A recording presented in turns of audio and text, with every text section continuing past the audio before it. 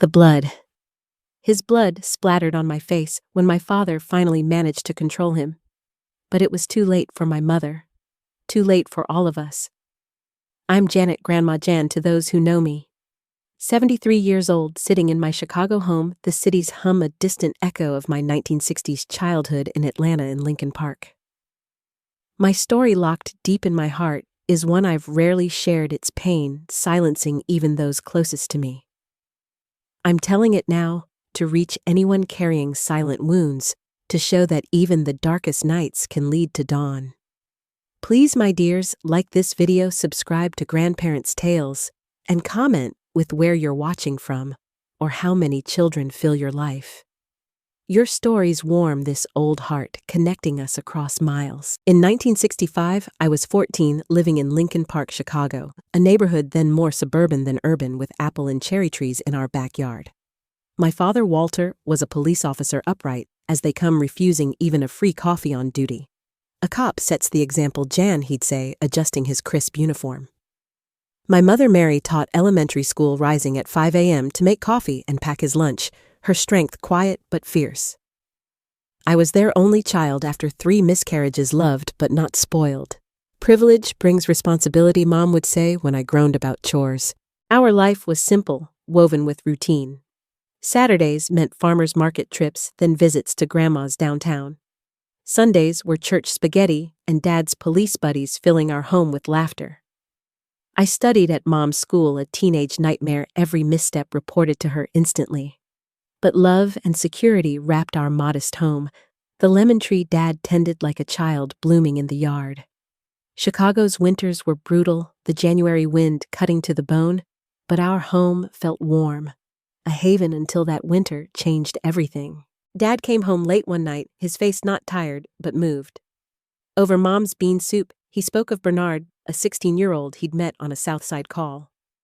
The boy's mother, a drug user, was arrested, leaving him alone, thin, scared, but studious despite his hardships. "He's special," Mary, Dad said, his blue eyes pleading. "A shelter won't do for a teen like him."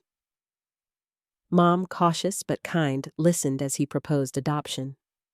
"We have space. Jan's always wanted a brother."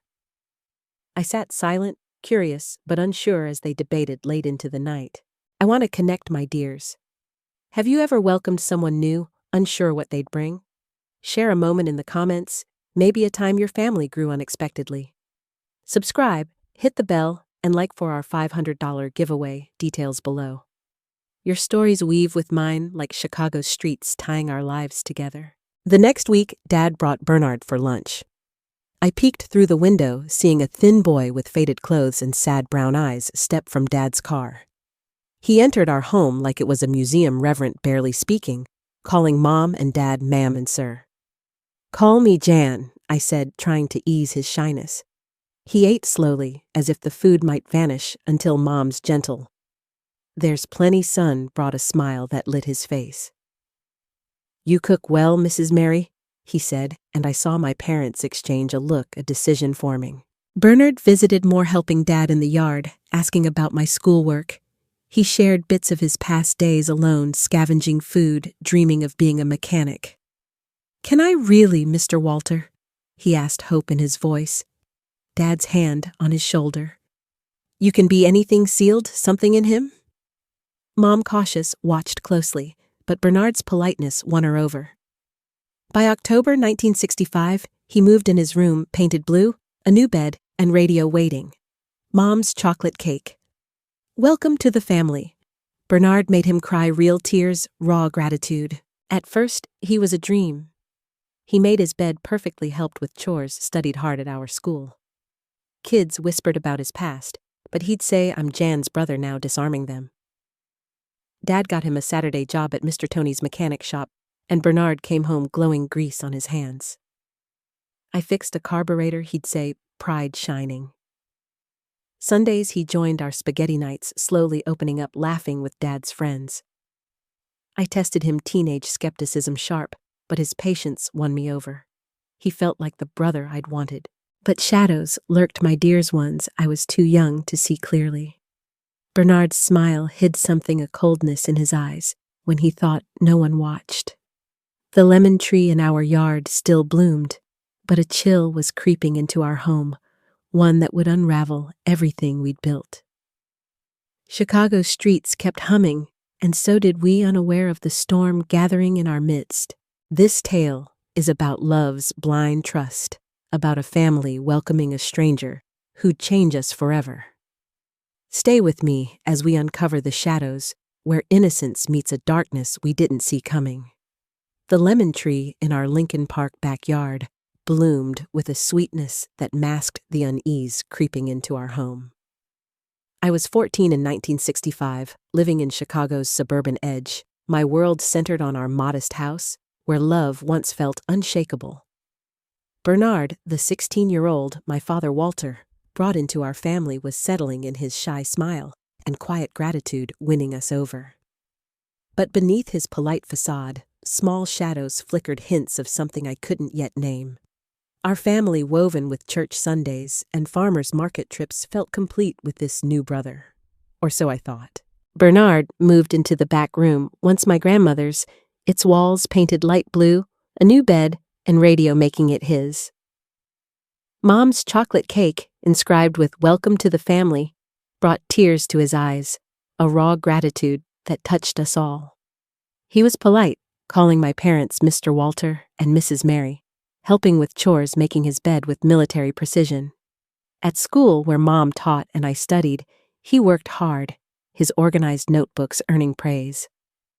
Kids whispered about his past Southside no father, a mother in jail, but he'd say, "I'm Jan's brother now," and they'd back off. Dad got Bernard a Saturday job at Mr. Tony's mechanic shop, a friend's place near our house. Bernard came home, glowing, hands greasy, talking about carburetors and engines. "I fixed one today, Jan," he'd say, his voice alive with pride. Dad beamed, clapping his shoulder. "You'll be a mechanic yet, son." Mom, cautious at first, softened her teacher's heart, seeing his effort. Sunday spaghetti nights grew livelier, with Bernard joining in, sharing stories that made Dad's police buddies laugh. I began to like him, this brother who'd appeared from nowhere, his patience easing my teenage skepticism. I want to connect, my dears. Has a new family member ever changed your world? Share a moment in the comments, maybe when someone new brought hope or unease. Subscribe, hit the bell, and like this video for our $500 giveaway, details below. Your stories weave with mine like Chicago's streets, tying our lives together. But even in those early months, small things felt off. Bernard's habits were strange. He'd hide food in his room as if it might vanish or wake screaming from nightmares. His eyes wild until Mom soothed him. "It's okay, son," she'd say, her voice gentle, like with her sheathed students. He'd cling to her kindness, thanking her too much, his eyes lingering when she turned away. I brushed it off. Maybe he wasn't used to care, having grown up with so little. But a quiet unease settled in me like a chill from Chicago's January wind. One rainy afternoon, I struggled with math homework, frustrated to tears. Bernard, passing my room, offered to help. "Math's my favorite," he said shyly, sitting beside me. His explanations were clear, patient, using examples like fixing car parts. "You've got this, Jan," he said, his smile warm. I softened, seeing a brother, not a stranger. We grew closer, him helping me study me, including him with friends. But sometimes his gaze lingered too long on Mom when she poured coffee, or hugged him, his eyes holding something I couldn't read, not gratitude, but something heavier. Mom noticed things: missing a lipstick, a scarf, an old photo of her alone. Did I leave it at school? She'd muse at dinner. Bernard was quick to help, search his concern, almost too eager. "How strange, Mrs. Mary," he'd say, his voice smooth. I'd catch a flicker in his eyes, a secret amusement, but told myself it was my imagination. Susan, my best friend, laughed when I mentioned it. "You're just jealous, Jan. He's your brother now." Maybe she was right. I tried harder to trust him, to see the boy Dad believed in, the one who'd survived a hard life with good grades and dreams. Our family adjusted to its new shape. Dad was proud, telling his police buddies Bernard's a good kid, taking his chance. Mom, though careful, began to treat him like her own, packing his lunch, praising his schoolwork. I defended him at school when kids' pride, feeling protective. The lemon tree bloomed, its scent filling our yard, and I thought we'd found balance. But at night, I'd hear Bernard pacing his room muttering, or see him watching Mom from the hallway, his face unreadable. I ignored the knot in my chest, the voice whispering something wasn't right. Chicago's streets hummed with life buses rolling, neighbors chatting, but our home held a quiet tension. I'd help Mom cook her laughter, softer now, her eyes tired.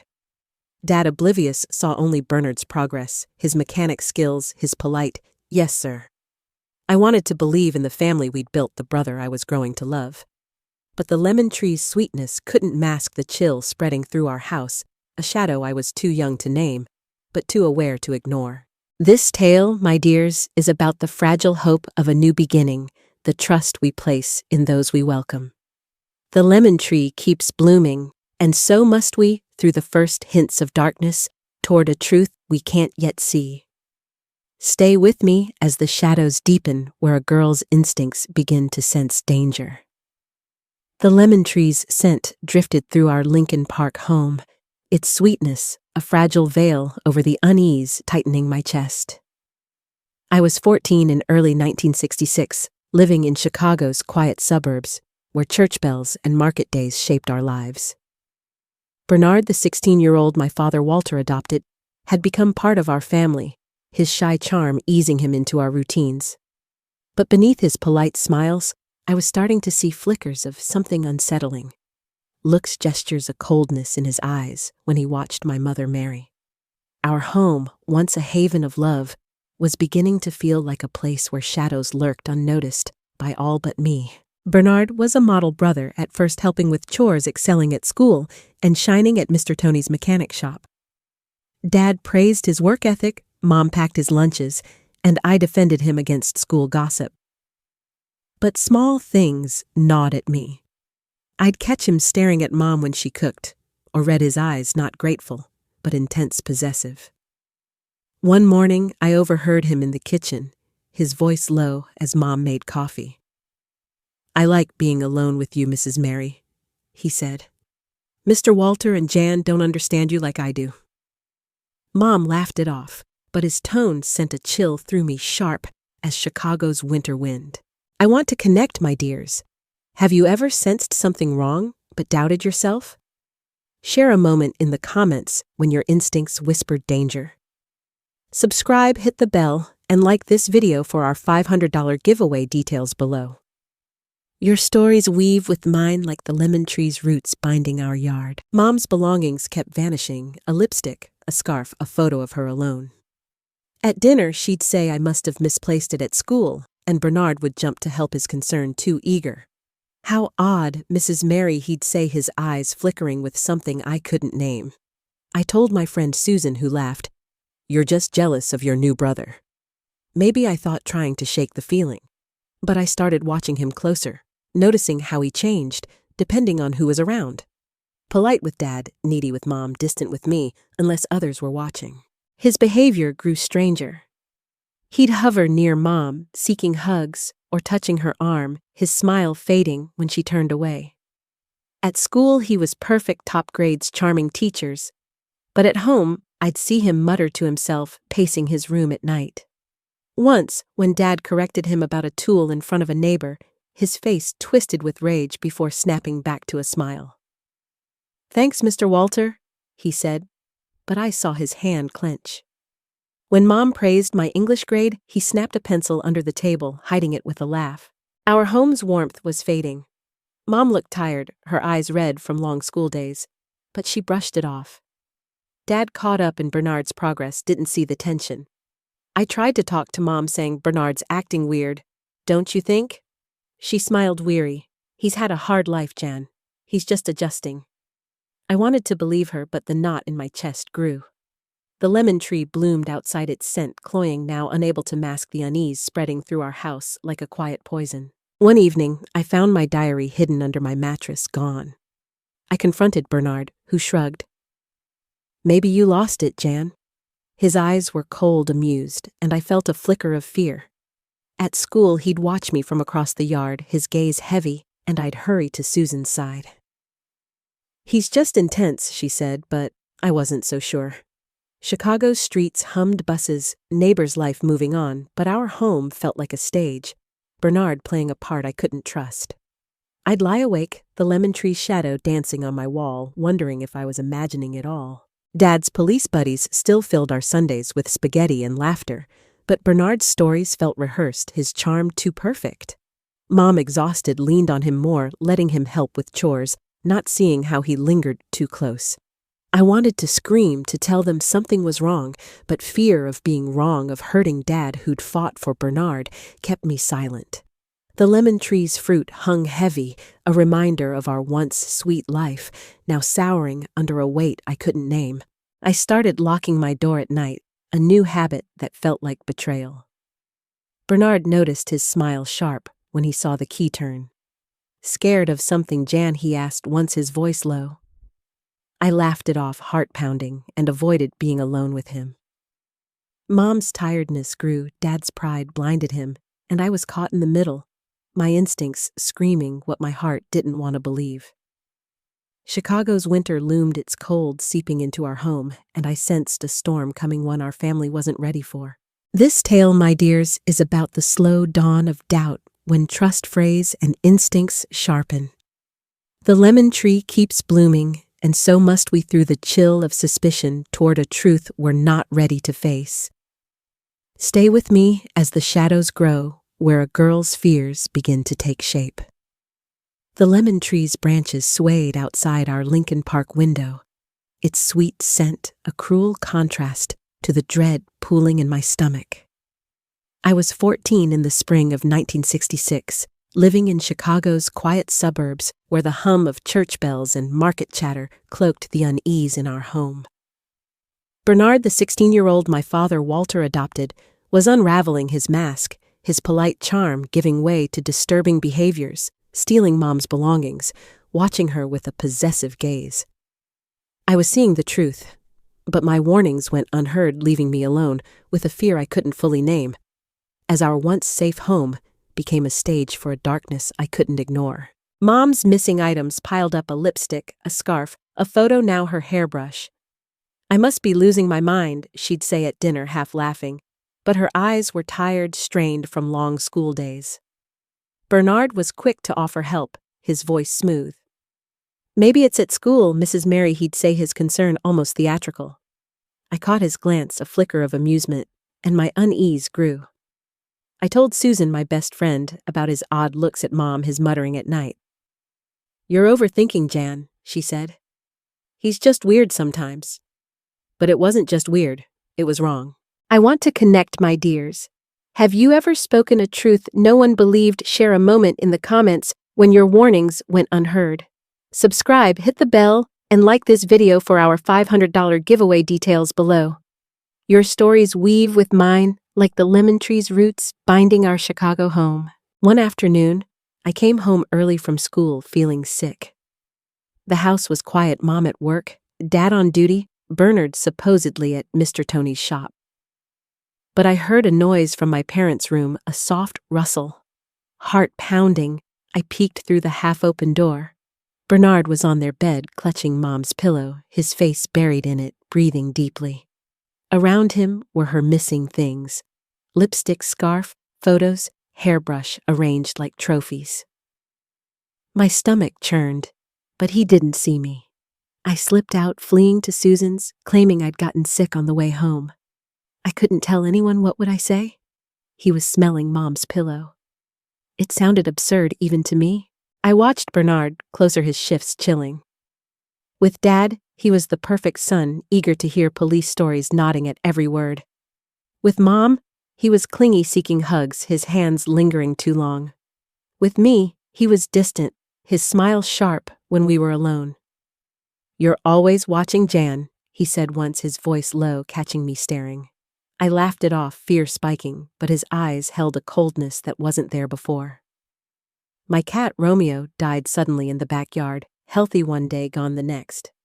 Bernard consoled me, his arm around me. "Cats wander, Jan. They eat bad things." But his tone, almost amused, chilled me. I tried talking to Dad, waiting for a Sunday, when Mom was visiting a friend, and Bernard was at the library. "Dad, Bernard's not right," I said, my voice shaking. I told him about the pillow, the stolen items, the way he watched Mom. Dad's face shifted surprise, then sadness. Jan, are you sure? He asked. He's had a hard life. Maybe you're misinterpreting. My heart sank. He thought I was jealous, a spoiled, only child resenting a new brother. He's dangerous, I pressed, but Dad sighed. I brought him here. I have to believe in him. Bernard walked in, then books in hand, his smile perfect. Am I interrupting? He asked, his eyes locking on mine, a silent warning. The house felt smaller, the lemon tree's scent suffocating. Mom was exhausted, her laughter fading, unaware of Bernard's fixation. Dad, blinded by his hope for Bernard, saw only his progress, good grades, shop skills. I locked my door nightly, the key a secret rebellion. Bernard noticed, his grin sharp. Scared little Jan, he whispered once in the hallway. I froze, unable to answer, my fear growing. At school, he'd watch me from a distance, his gaze heavy, and I'd stick close to Susan, her chatter a shield against the dread I couldn't shake. Small things kept breaking: Dad's heirloom watch, Mom's wedding dishes. Bernard always had an alibi, his excuses flawless. I was at the shop, he'd say, or maybe Jan misplaced it. Dad believed him. Mom shrugged it off, but I saw the truth in his eyes, a glint of control, of power. Chicago's streets rolled on buses, neighbors' life, but our home was a trap. Bernard's charm, a mask I couldn't unsee. I'd sit under the lemon tree, its fruit heavy, and pray for Mom to see what I saw, for Dad to listen. But they didn't, and the weight of being unheard pressed harder each day. I started keeping a journal, hidden better this time, noting Bernard's actions, his stares, his muttering, the way he'd linger near Mom's room. I wanted proof, something to make them believe me, but fear kept me silent. Fear of being wrong, of breaking Dad's heart, of what Bernard might do if he knew. The lemon tree's shadow danced on my wall at night, a reminder of our fading warmth, and I sensed a storm coming, one our family couldn't outrun. This tale, my dears, is about the lonely weight of unseen truth, when a girl's fears grow sharper than her family's trust. The lemon tree keeps blooming, and so must we, through doubt's chill, toward a danger we can't yet name. Stay with me as the shadows darken, where warnings fall on deaf ears. The lemon tree's heavy fruit swayed in our Lincoln Park backyard, its sweet scent mocking the fear clawing at my heart. I was 15 in the summer of 1966, living in Chicago's quiet suburbs, where church suppers and market days hid the darkness growing in our home. Bernard, the 17-year-old my father, Walter, adopted, was no longer just strange, his actions were sinister, his fixation on my mother, Mary, undeniable. When my cousin Clara visited, her unease around him confirmed my suspicions, revealing a predatory edge I could no longer ignore. Our once safe home was a trap, and I was running out of time to make my parents see the truth. Clara, my 15-year-old cousin from Milwaukee, came for a week in July. Blonde bright, she lit up our house, but Bernard's eyes followed her like a hawk. At first, I thought it was a teenage crush, normal for a boy his age. But his gaze was too intense, too hungry. Clara grew quiet, avoiding him. One night, she pulled me aside, her voice low. Jan, Bernard's weird. He follows me, watches me sleep. I woke up, and he was at my door just staring. My stomach twisted, the memory of him with Mom's pillow flashing back. Did you tell Mom? I asked. She shook her head. I don't want trouble. I'm leaving early. Clara left the next day, claiming a family emergency, but I saw her fear. Bernard's irritation was palpable, his smile tight when she said goodbye. That night, I heard rhythmic thumps from his room, like he was punching a wall. His knuckles were scraped the next morning, his eyes cold when they met mine. Your cousin's a liar, John, he whispered in the hallway too close. What'd she say about me? My heart raced. Nothing, I lied, my voice trembling. Her grandma's sick. He smirked, not believing me. Good. Lies make me sad, and I do bad things when I'm sad. His threat hung heavy, a warning I couldn't shake. I want to connect, my dears. Have you ever seen danger others missed? Share a moment in the comments when your instincts screamed, but no one listened. Subscribe, hit the bell, and like this video for our $500 giveaway details below. Your stories weave with mine, like the lemon tree's roots binding our Chicago home. Bernard's behavior darkened. He'd linger near Mom, brushing her arm, his hugs too tight. She'd smile, weary, thinking he just needed love, but I saw the possessiveness in his eyes. My diary, hidden again, was gone, found later in his room, pages torn. "You dropped it, Jan," he said, his grin sharp.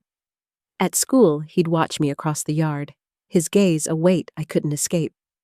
I stuck close to Susan, her chatter a shield, but even she noticed. "He's intense, Jan," she said, frowning.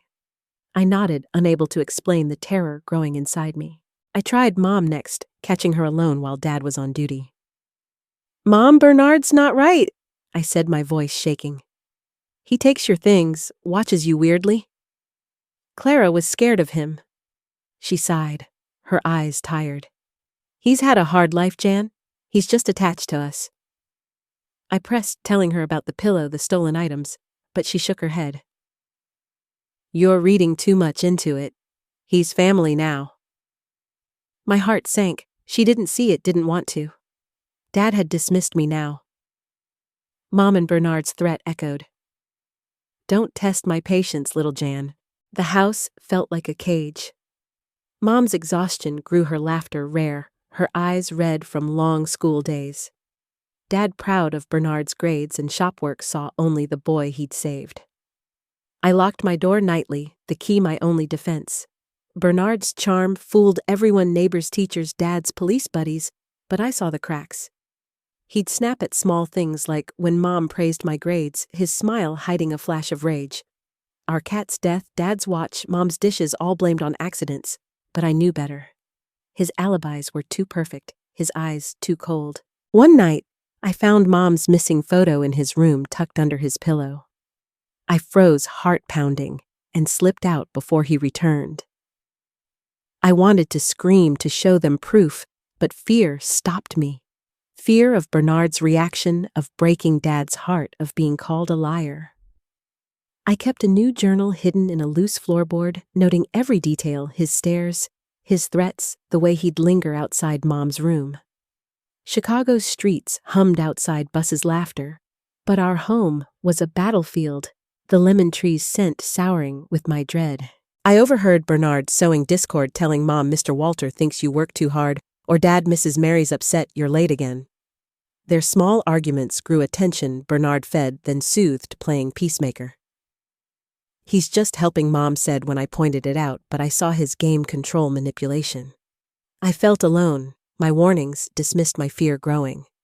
The lemon tree's fruit hung heavy, a reminder of our fading warmth, and I prayed for someone to see what I saw before it was too late. This tale, my dears, is about the weight of being unheard when a girl's truth battles a family's trust. The lemon tree keeps blooming, and so must we, through fear's tightening grip, toward a danger we can't escape. Stay with me as the shadows close in, where a cousin's warning reveals a predator's truth. The lemon tree's shadow stretched across our Lincoln Park backyard, its once sweet scent, now heavy with dread. I was 15 in November 1966, living in Chicago's quiet suburbs, where church bells and market days masked the storm brewing in our home. Bernard, the 17-year-old my father Walter adopted, had shed his mask, his predatory fixation on my mother. Mary, confirmed by my cousin Clara's fear and my own chilling discoveries. On November 17th, a Thursday, the truth exploded in a night of horror that shattered our family, leaving blood and loss where love once stood, and forcing me to act in ways no child should. That week was tense, Bernard's surveillance tightening. His polite charm vanished when we were alone, his eyes cold, tracking me like prey. Mom was exhausted, her school dealing with teacher shortages, her laughter gone. I begged her to stay home that Thursday, claiming I felt sick, but she had a meeting. "I'll be back early, Jan," she said, kissing my forehead. I watched her leave a small figure against Chicago's gray sky, not knowing it was the last time I'd see her alive. School let out early, and I came home at 2 p.m., expecting an empty house. Dad at work, Mom at school, Bernard at the shop.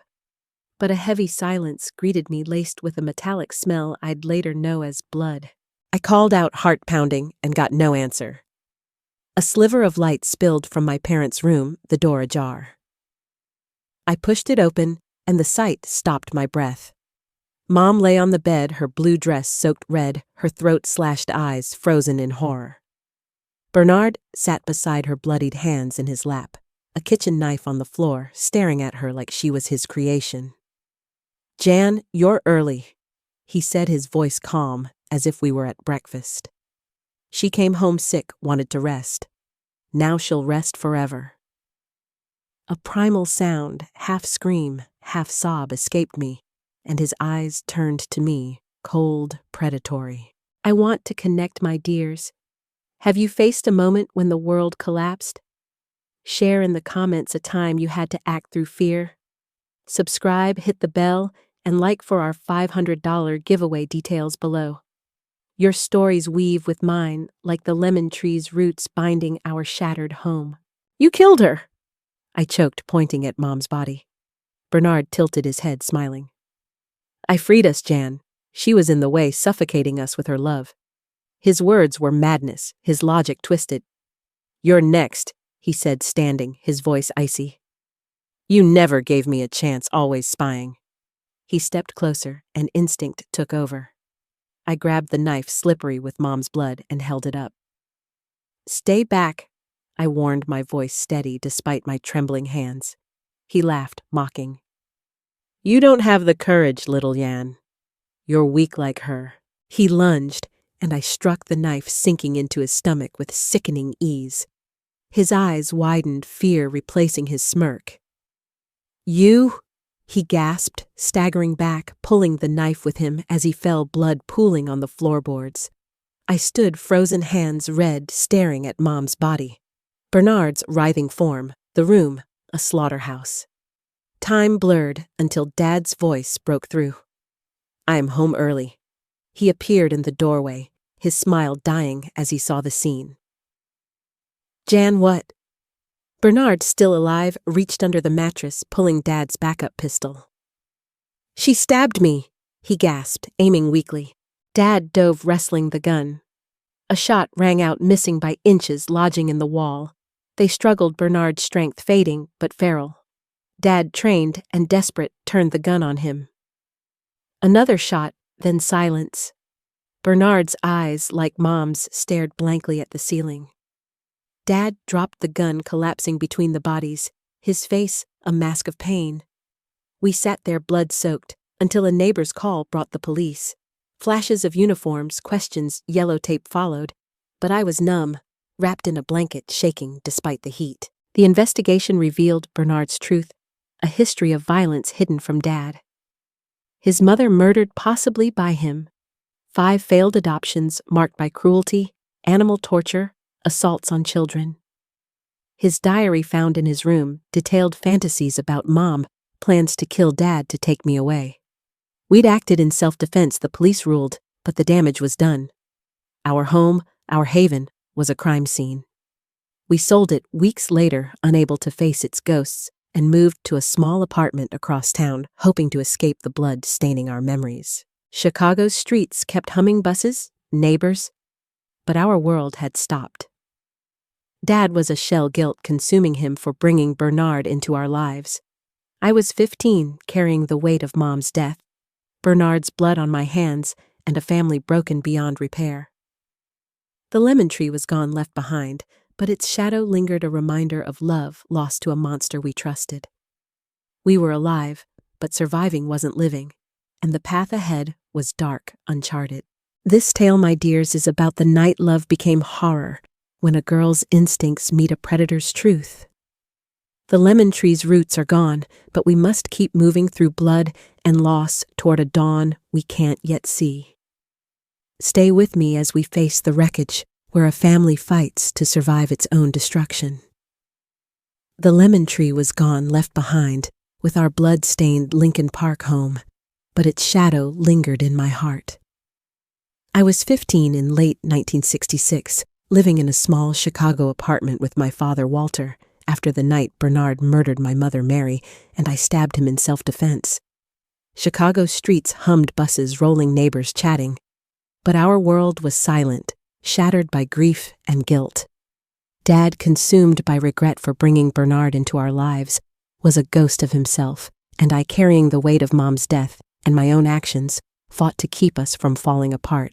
Our new home was a fresh start, but the scars we carried made every step feel like walking on broken glass. We'd sold our house weeks after the tragedy, the blood-soaked floorboards a reminder we couldn't face. Our apartment across town was small, 2 bedrooms, a cramped kitchen, no yard. The silence was heavy, pressing down like Chicago's winter fog. Dad barely spoke, his once steady hands trembling as he made coffee. At night, I'd hear him cry, muffled by his pillow, as if hiding his pain from me. I'd lie awake, seeing Mom's lifeless eyes, Bernard's blood on my hands, the knife's weight. "I'm fine, Dad," I'd say each morning, echoing his empty question, both of us lying to survive. "I want to connect, my dears. Have you ever carried grief that silenced you? Share a moment in the comments when loss stole your words. Subscribe, hit the bell, and like this video for our $500 giveaway, details below. Your stories weave with mine like Chicago's streets binding our broken hearts. I missed school for a month, the newspaper's headlines, family tragedy, adopted teen kills, mother chasing me. Kids' whispers, teachers' pitying looks made returning unbearable, but I went clinging to routine. Susan, my best friend, was my lifeline, sitting with me in silence or sharing gossip to pull me back to the world. Dad took leave from the police force, his colleagues' visits awkward, their eyes avoiding his. "You did what you had to," one said, but Dad's guilt was a weight no words could lift. He'd stare at old photos of Mom, muttering, "I should have known." The investigation's findings deepened his pain. Bernard's history, his mother's murder, failed adoptions. Reports of cruelty had been buried by a flawed system. His diary, found in his room, detailed his obsession with Mom, plans to kill Dad to take me away. "I brought a monster home," Dad said one night, his voice hollow, papers strewn across the table. I grabbed his hand. "You wanted to help, Dad.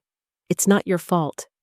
But he pulled away, lost in regret, his blue eyes dull.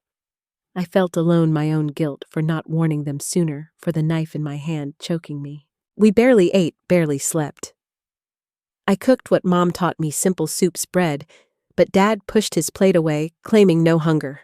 I'd find him at dawn on our tiny balcony, whiskey in hand, staring at nothing. "You need rest, Dad," I'd say, but he'd mumble, "I see her when I close my eyes." So did I. Her blood, her face. Bernard's twisted smile. Nightmares woke me, the knife's weight real again, and I'd check on Dad, fearing he'd vanish into his grief. Chicago's lights glittered outside, but our apartment was a tomb, holding only ghosts. Susan's family helped her mom, bringing casseroles, her dad visiting Dad at the station. "You're not alone," Jan Susan said, her hand in mine. But I felt it, me and Dad adrift, tethered only by shared pain. I returned to school, my grades slipping, but Susan tutored me, her chatter a faint light. Dad went back to work, desk duty now, his badge heavy with shame. Neighbors in our building, Mrs. Irene, the widow next door, Mr. Joe, the doorman, offered kindness, food. Small fixes, their gestures, a net catching us before we fell further. One night I found Dad with Bernard's file, his eyes haunted. "I failed her, Jan," he said. "I failed you." I knelt beside him, tears burning. "We're still here, Dad. We didn't fail." But his silence was louder, his guilt a wall I couldn't breach. I started writing again, a new journal hidden in my closet, pouring out my fear, my anger, my love for Mom. I'd sit by our window, Chicago's skyline, a distant pulse, and pray for a way to reach Dad, to keep him from slipping away. The lemon tree was gone, but its memory urged me to hold on, to fight for what was left. I went to church alone, Mom's rosary in my pocket, seeking something, answers, peace, anything. The priest, Father Daniel, saw my pain. God carries your grief, Jan, he said. But I wasn't sure I believed. I just wanted Mom back, Dad whole, our family unbroken. I'd walk Chicago's streets, the wind biting, feeling her absence in every corner. The city moved on, but we were stuck, our scars raw, our home a shell. I was 15, carrying a weight no child should, but I vowed to keep Dad alive, to keep us together, no matter how dark the path ahead. This tale, my dears, is about the wreckage of love and trust when grief threatens to swallow what's left. Chicago's streets keep humming, and so must we, through loss's heavy silence, toward a fragile hope we can't yet see. Stay with me as we sink deeper, where a girl fights to save her father from despair. Chicago's skyline flickered beyond our small apartment's window, its lights a distant hope against the darkness swallowing us. I was 16 in 1967, living in a cramped new home with my father Walter after the night Bernard murdered my mother Mary, and I stabbed him in self-defense. The lemon tree, our old home, was gone, but its shadow haunted us, as did guilt Dad's for bringing Bernard into our lives, mine for the blood on my hands. Dad's grief spiraled into a depression that nearly took him and I, a girl carrying a trauma too heavy for my years fought to save him from an abyss that threatened us both. Dad was fading. He'd lost weight, his once strong frame gaunt, his blue eyes dull. He'd sit on our balcony, whiskey in hand, staring at Chicago's lights, muttering, "I see her, Jan." I'd find him at dawn, still there, untouched, coffee cold beside him. His police work, now desk duty, offered no relief. Colleagues' pity only deepened his shame. I cooked Mom's recipes, soups, bread, but he barely ate, pushing plates away. Nightmares plagued us both, Mom's bloodied dress, Bernard's cold smile, the knife's weight. I'd wake screaming, check Dad's room, terrified he'd vanish into his pain. One night, I found him surrounded by Bernard's file reports of his violent past, a mother murdered, failed adoptions. "I should have known," he whispered, voice broken. "I brought him here." I knelt, gripping his hand. "You wanted to help, Dad. It's not your fault." But he pulled away, lost in guilt. I wrote in my hidden journal, pouring out fear, anger, love for Mom, desperate to hold us together. Susan, my best friend, was my anchor. Her visits a lifeline, her silence a comfort when words failed. "You're strong, John," she'd say, but I felt anything but. I want to connect, my dears. Have you ever fought to save someone you love? Share a moment in the comments when you held on through despair. Subscribe, hit the bell, and like for our $500 giveaway, details below. Your stories weave with mine, like Chicago's streets binding our shattered hearts. Then came the night that broke us further. I came home from school, the apartment dark, silent. "Dad," I called, fear rising. No answer. The bathroom door was locked, and panic seized me. I grabbed a knife, forced the lock, and found him in the tub. Water-red wrists slashed, head lolled. He was breathing barely. "Don't leave me," I screamed, wrapping towels around his wrists, calling an ambulance. I held him, blood soaking my clothes, repeating, "Stay, Dad, please." The hospital's waiting room was endless, my hands still red, my mind replaying Mom's death, now Dad's attempt to follow her. Doctors saved him, diagnosing severe depression, post-traumatic stress. He spent 2 weeks in the hospital ICU, then psychiatric care. I stayed with Susan's family, her parents kind but distant, unable to grasp my pain. Uncle Charles, Dad's friend, visited daily, his presence steady. "He'll pull through, Jan," he said, but I wasn't sure. When Dad came home, he was calmer, medicated, but hollow. "I'm sorry, Jan," he said, eyes averted. "I just wanted it to stop." I hugged him, feeling his frail frame. "We'll get through this together," I said, voice firm despite my fear. "Promise? You'll try." Recovery was slow, fragile. Dad's therapy twice weekly, and medications helped, but he'd relapse, staring blankly at Mom's old photos. I cooked, cleaned, kept up school, my grades shaky but holding. Mrs. Irene, our neighbor, brought casseroles. Her widow's kindness, a warmth I clung to. Mr. Joe, the doorman, fixed our leaky sink, refusing payment. My English teacher gave extra lessons, seeing my struggle. These small acts, food fixes, time, were a net catching us. I went to church, Mom's rosary in my pocket, seeking strength. Father Daniel prayed with me, his words soft. "You're carrying them both, Jan." Dad returned to desk duty, his badge heavy with loss. I pushed through school, Susan by my side, her chatter pulling me from darkness. But we weren't the same. Dad's smiles were forced, mine too. I'd find him reading Bernard's file, torturing himself with what-ifs. "We're still here," I'd say, but his silence was a wall. My journal grew thick with pain, Mom's absence, Dad's despair, my guilt for killing Bernard, even if to save myself. Chicago's lights glowed outside, but our apartment was a shell, holding only grief. On my 16th birthday, Dad tried a small cake. Susan invited a forced cheer. He gave me Mom's necklace, a gold book pendant she'd saved for my 18th. "She'd be proud," he said, voice breaking.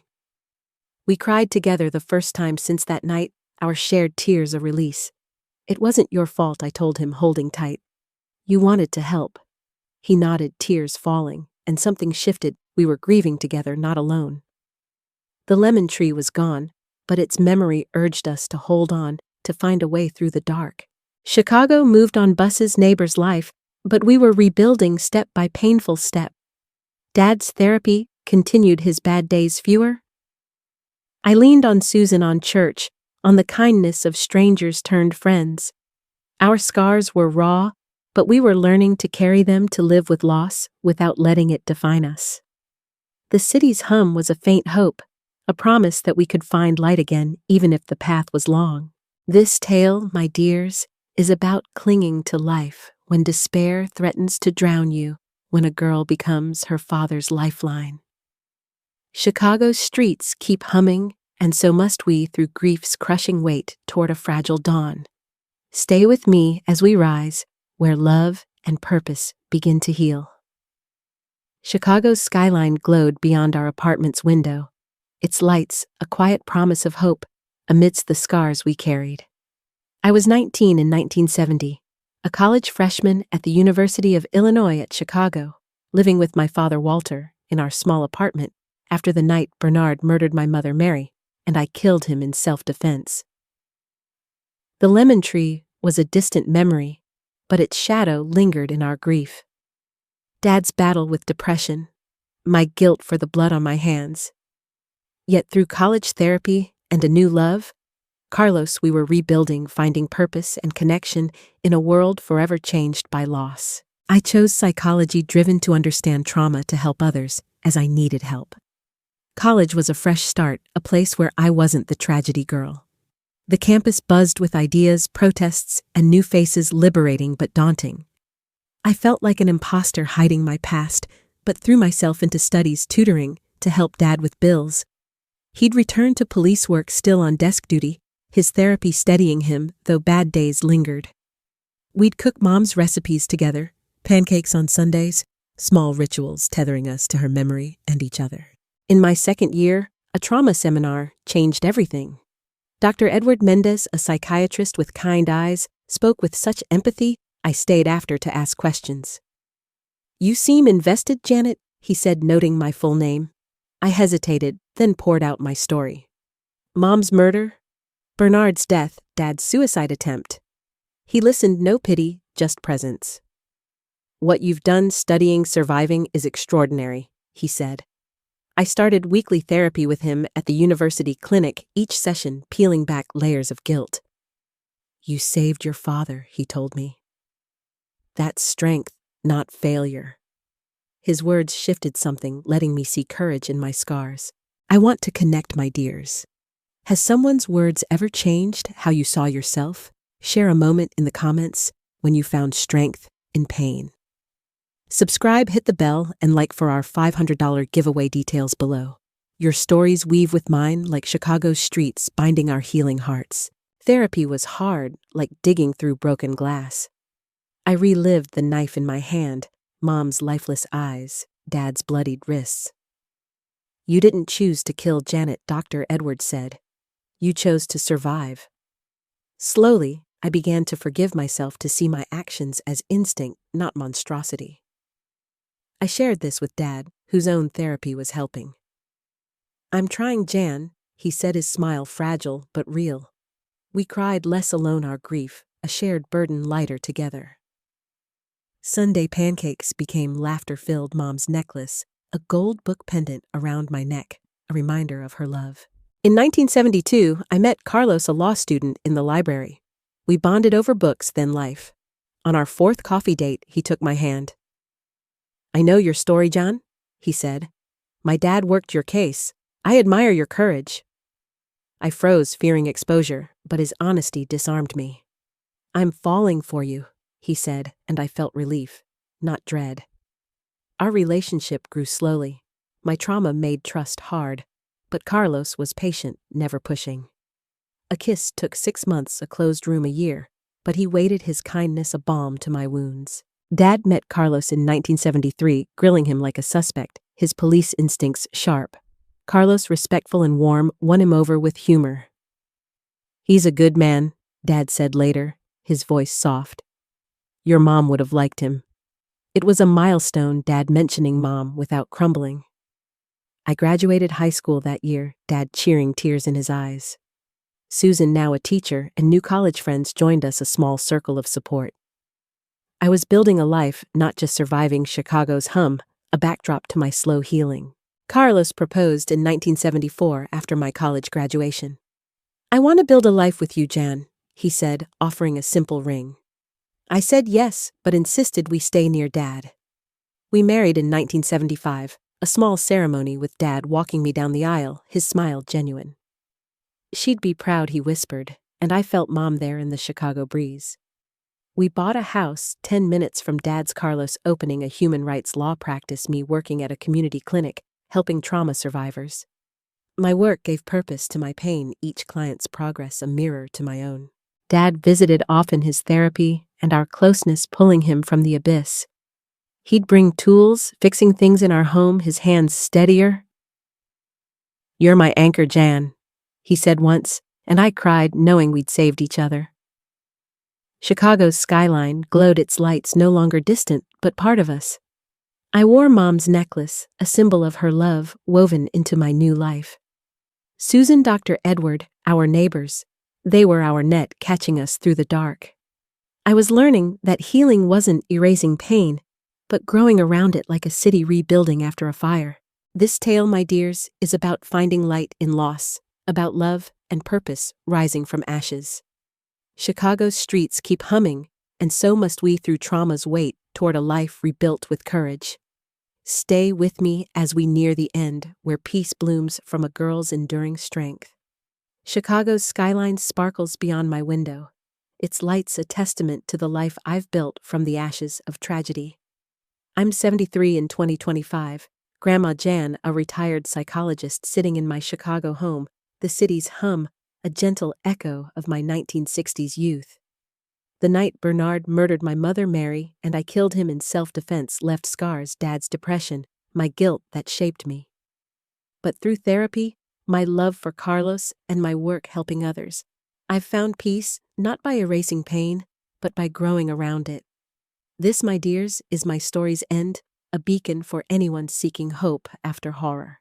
In 1977, I gave birth to Mary, named for Mom, her tiny face a miracle that stirred joy and fear. Could I protect her in a world so cruel? Carlos, a devoted father, shared every diaper, every sleepless night. Dad, now a grandfather, found new life painting her nursery, bringing toys. Will I be a good Grandpa, Jan? He asked, his voice soft. The best, I said, seeing his old strength return. In 1980, Walter Jr. arrived, named for Dad, completing our family. Holding my children, I felt Mom's love, her necklace a gold book pendant warm against my skin. My work at the community clinic grew, helping trauma survivors find their voices. Each client's step forward mirrored mine, turning my pain into purpose. Carlos's law practice thrived, defending the vulnerable, our shared mission bonding us. Dad visited daily, his laughter with Mary and Walter a balm to his scars. When he died in 1995, a heart attack at 70, I grieved, but his final years were full of grandchildren peace.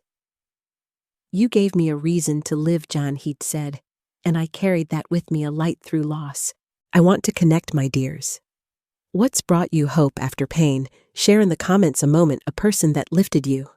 Subscribe, hit the bell, and like for our $500 giveaway, details below. Your stories weave with mine like Chicago's streets binding our hearts. Mary became a doctor, Walter an engineer, both building lives of purpose. Their children, my grandchildren, fill my home with laughter, their visits a joy. In 2005, I started speaking at shelters, sharing my story to help women escape abuse. You're not alone, I'd say, seeing my younger self in their eyes. My 2010 book, A Guide for Survivors, became a tool in support groups, my pain reaching others. During the 2020 pandemic, Mary taught me to share online my talks, touching lives across America. Your words saved me, one woman wrote, a mother who fled her own Bernard. In 2015, a letter from a Chicago historian revealed more about Bernard, his mother's unsolved murder, his trail of violence. It stirred no anger, only closure. He was gone, his darkness no match for the life I'd built. Carlos and I celebrated our 50th anniversary in 2024.